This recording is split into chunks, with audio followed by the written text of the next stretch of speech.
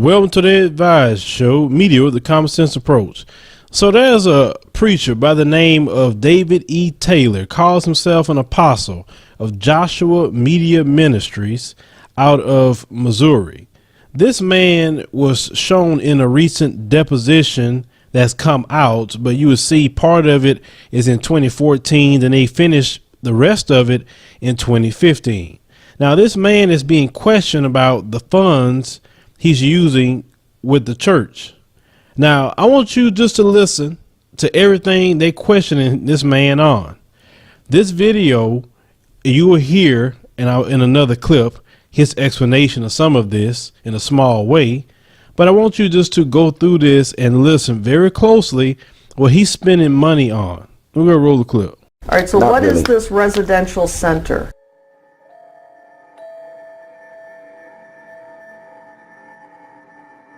Oh, this is a place that the ministry owns. Well, not own. We're in the process of buying that. Yeah, we don't own it yet. So are you renting to buy, or are you? Yeah, we're leasing to buy. You have that as an asset of $2,844,500. So do you own it? I just answered that, didn't I? I said we didn't own it. Okay, We're but leasing where to buy does it. the? I'm sorry. We're leasing to buy it. Did you? I thought we just said that. All right, but Yeah. you have listed it as an asset worth $2,844,000. Oh, that should be more of a liability. All right, so where does the number $2,844,000 come from on your That's the asset and liability? That's, I guess, the appraisal value of the home or the residential center. Yeah. Is it a home? No, it's a residential center. We use it.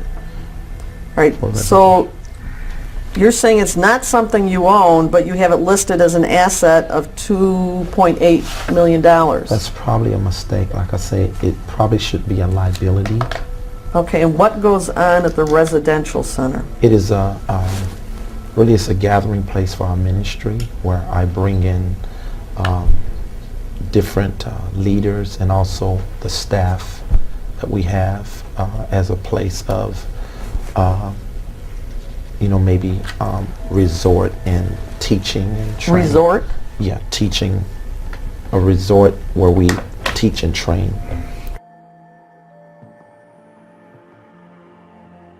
On November 29th, 2013, JMMI paid over $6,000 to Louis Vuitton.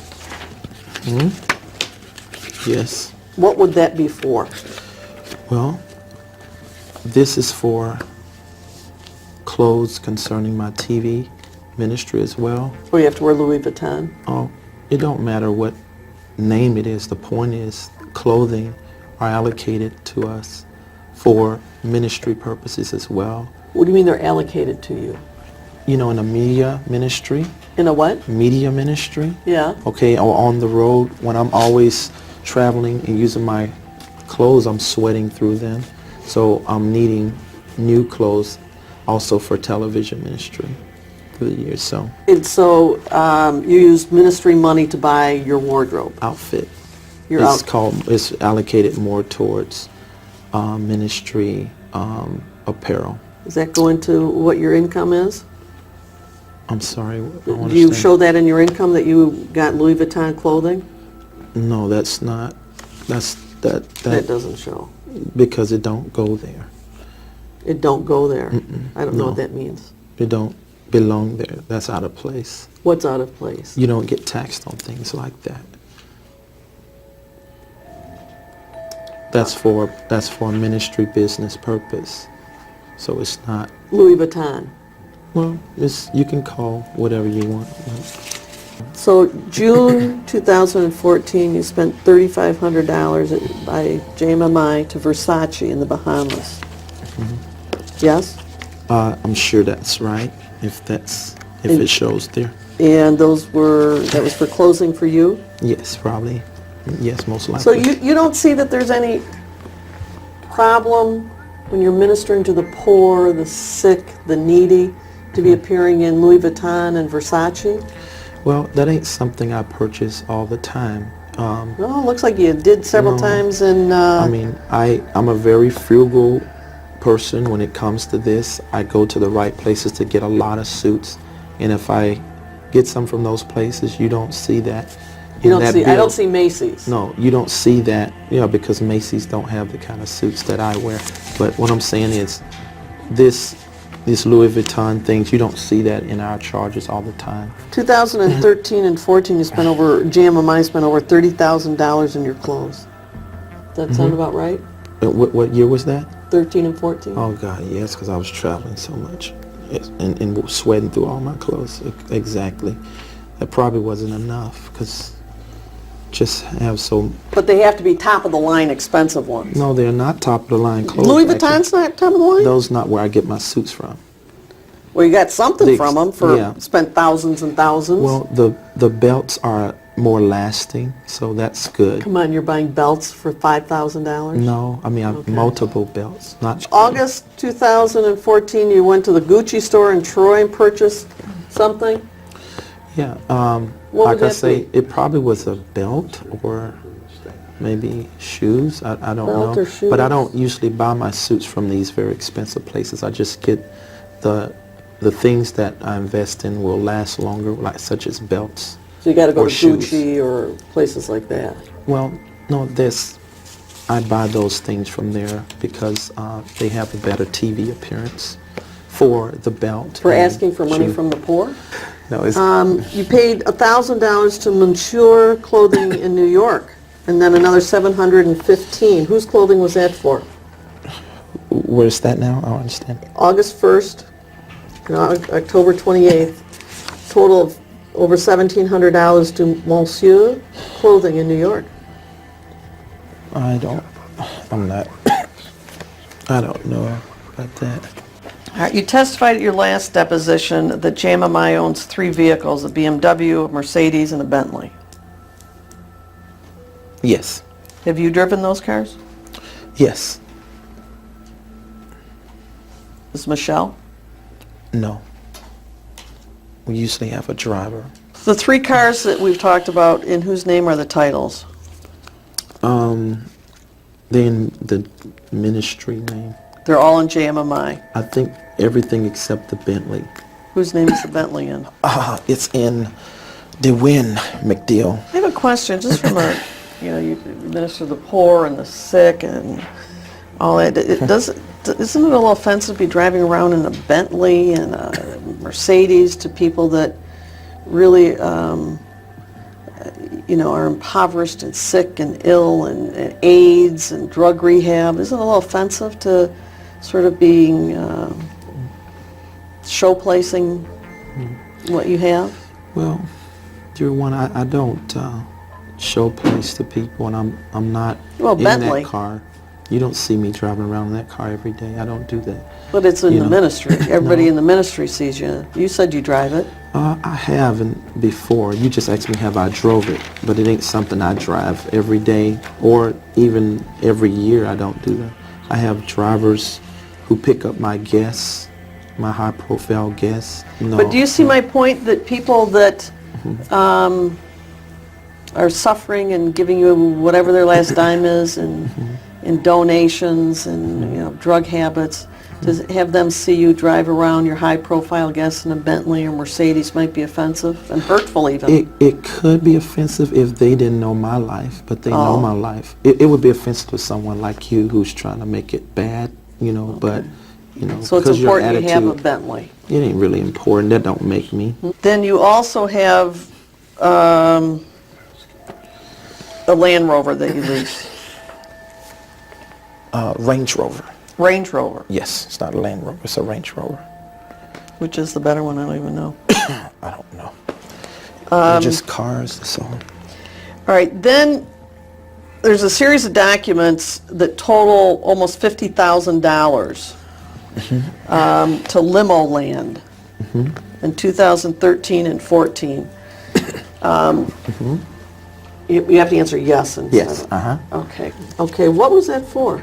That was to cut the Mercedes into a limo. It was to cut the Mercedes Into a limo. And who needs that? No, that's for guests. It's for guests. And for you? It's mostly When for you're guests. entertaining guests? Yes. When you're entertaining. Well, I'm not. When we have guests come in, high-profile people, we You we have to have a treat them limo. that way. Don't have to have a limo, but In a We- Mercedes limo. we treat them. You treat them? I said that we have hospitality. Maybe that's a better word. Okay, then. And this is not the first one the ministry has had. We Oh, had not the another first. Mercedes limousine. Yes, right. So So you paid Limo Land almost $50,000 total. almost 50,000 And that was To cut for what? To make a limo? to cut the Mercedes into a limo. And And you it think that became- was a good use of the money that people donated to you in JMMI? Well, I mean, the banks certainly have looked at that on our books as good because it has an appraisal value of almost 200K, a little over 150,000. So, but you got this from donations and you decided to use it to make a limo? We really invested really good. The banks No, I'm really just think asking that. if that's what you did. No, not the way you're saying it. It's you're fortifying, forging. I'm forging? With your mouth, Then yeah. just, the question is, Okay. did you use the money for the purpose? No. The answer is yes. So, In June of 2013, there's over $6,000 worth of charges for the Disney Resort Hotel in Anaheim, California. Do you remember that? yes.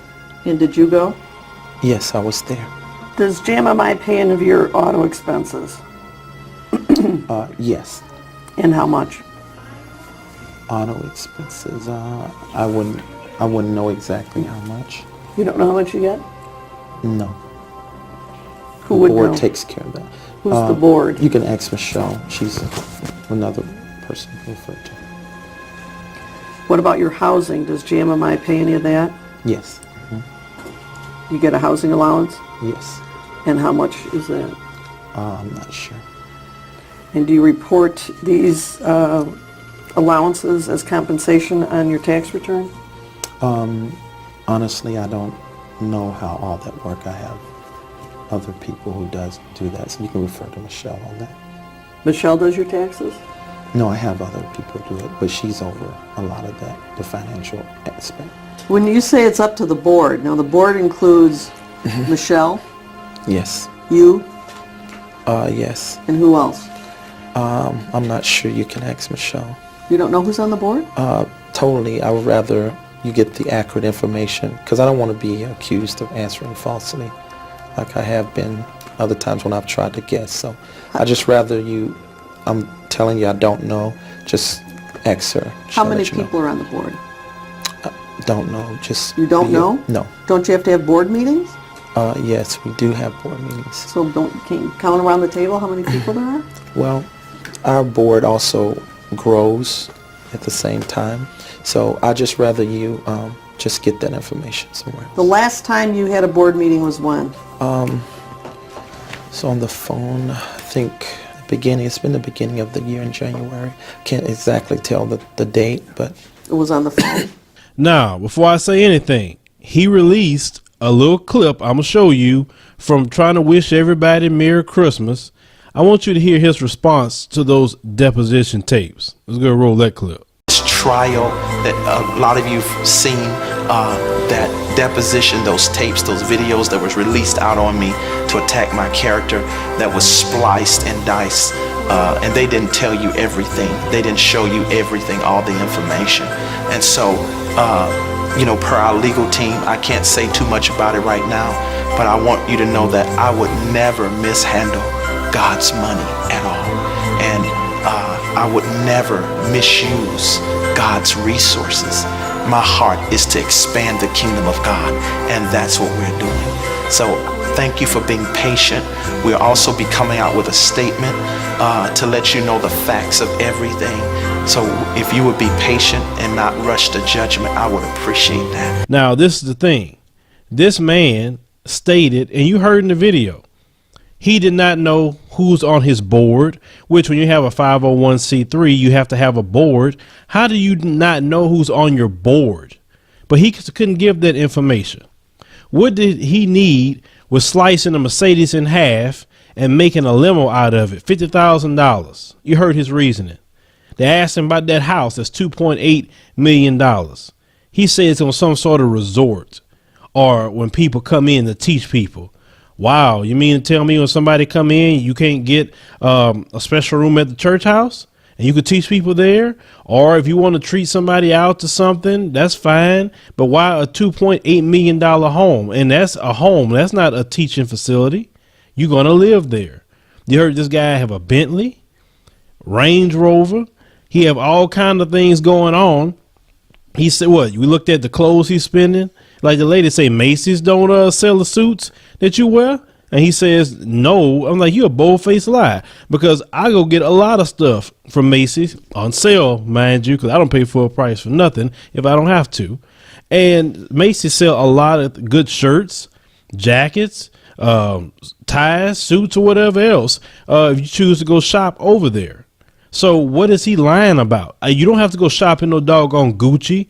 You're going to have to shop at Versace and anywhere else that he has to have this for the ministry. He said he sweat through his clothes. Well, if you sweat through your clothes so much, well, doggone it. Get you some clothes that's a lot inexpensive. Okay. And then that way you can cycle through a lot of it. You do not have to have Gucci, Versace, and Prada and everybody else. That's that old vanity of black people that I can't stand. Black people got to always show they behind, from the preacher all the way down to the thug on the street. You always got to show your behind. You value yourself off of what you put on your back instead of valuing yourself as a man or valuing yourself as a woman. That's our problem in the black community right there. We always want to sit up there and show out for everybody. Put on a show. You're broke, but you got on the most expensive shoes. You're broke, but you sit up here stealing church funds. You always got to be driving the most expensive car when you can't even afford to do that right now. Who you showing out for? That's the thing. I'd rather be a decent man within myself in what I do in society and what I do with my family than what I put on my body. That is so stupid. And yet this guy is using church funds to do this. And the reason why you're being investigated is because you sit up there showing out too much and it caught the eye of somebody. Now, if they pay you a salary and you want to buy that sort of thing, that's your business. Nobody's saying anything. But these guys and ladies use this church stuff as a hustle a lot of times. You know, Jesus wasn't out there trying to show out. Jesus was out there with the people. That's what I keep telling people. Y'all sit up here and go to these elaborate $1 million churches. And yet I don't see $1 million worth of results outside the four walls of them churches. You sit up there and got these grand palaces in the black community of churches, some of them mega churches. And you look around, the community is poor. They barely making money, but you definitely giving them tithes. You make sure them tithes come in every Sunday so Apostle Taylor could buy another Bentley or cut a Mercedes in half and make a limo out of it and everything else. And then it was crazy about it. You defended and say, well, he's the man of God. He needs all that. Like, really? He is no different than you. That is why when I was 18 years old, I went on my own, just for my personal knowledge, to get my theology degree. And when I got my bachelor of theology degree, I learned a lot of things. I also learned the trickery of preachers too, and how they manipulate the most of you. And they bank on you not reading the Bible. They bank on you falling for that charismatic stuff they pull. And I see it all the time. This guy is so smooth with it. He has soft voice, and I don't really know, and well, we need that, and just some old manipulation voice. Speak up, man. I guarantee you wasn't talking like that when you went to the Bentley dealership. You wasn't talking like that when you asked them people to cut that Mercedes in half. Oh no, you probably were loudmouth then, but all of a sudden now you all soft spoken, you getting questioned, and this is the guy y'all following. It just makes me sick because. Like I told another brother I know, he's in the music industry. I said, man, brother, maybe we should just become preachers. Shoot, man, look how they living. I mean, we try to do something honest and not steal from nobody and have our own stuff going on. And we look at these preachers, man, they just living high off the hog, buying $65 million airplanes and Bentleys and everything else. And they say they need it because they doing the work of the Lord. But yet you don't see them in the neighborhood doing nothing at all. Nothing. You can't point to no event, and there's their job and responsibility to fight for social causes and issues because they say they for the people, and they don't do that. And it's crazy how nobody calls them to the carpet, and if you do, you're the devil. Something wrong with you, and that's amazing to me. Nobody can call them out for what they do. And it's sad. The people that like him will be defending him in this comment section, of course. But this is the constant thing that we see in a lot of churches in America. It's not just the black churches. It's churches all over the country. It's not just the black ones. I just want to make sure I say that. Black people spend so much money at church. They say they take in sometimes close to $1 billion a week in churches. And what does the black community get out of it? Nothing. You're worse off than every other community. But you give all your money to Nike, to them preachers, to hair care and everything else, but you're the worst off than everybody. And I keep telling people, we can't keep blaming white folks for everything. We got to take responsibility for the crap that we do too. I guarantee you won't see Apostle Taylor in them Gucci clothes out in the black community doing stuff who really need help out there. Where he at? They say he out there in Missouri. Was he in Ferguson? Did he go do something out there? Did he lead a prayer meeting? Did he go give money to the families? What did he do? No, you don't see him. But they so great people, and y'all keep giving them y'all money, and it's sad. And then when you got people that really love the community, they can't get funding to save their life. That's why I say that preacher hustle and any type of way to hustle your emotions, that's the way to go. And that's how people stay in business, and they just sharks. And it just makes me sick because I see how they play y'all with the scriptures. They play y'all all the time. They use Malachi chapter 3 talking about, will a man rob God? Like that was underneath the old covenant. It had nothing to do with the new covenant. But y'all let them preachers ride y'all every Sunday with that one. Oh, I don't want to rob God. How can you rob something from God? Everything belongs to God anyway. I thought the Bible says that. But you know, I don't know no better. I'm just a guy on YouTube. Hit me up in the comments, future commentaries, subscribe.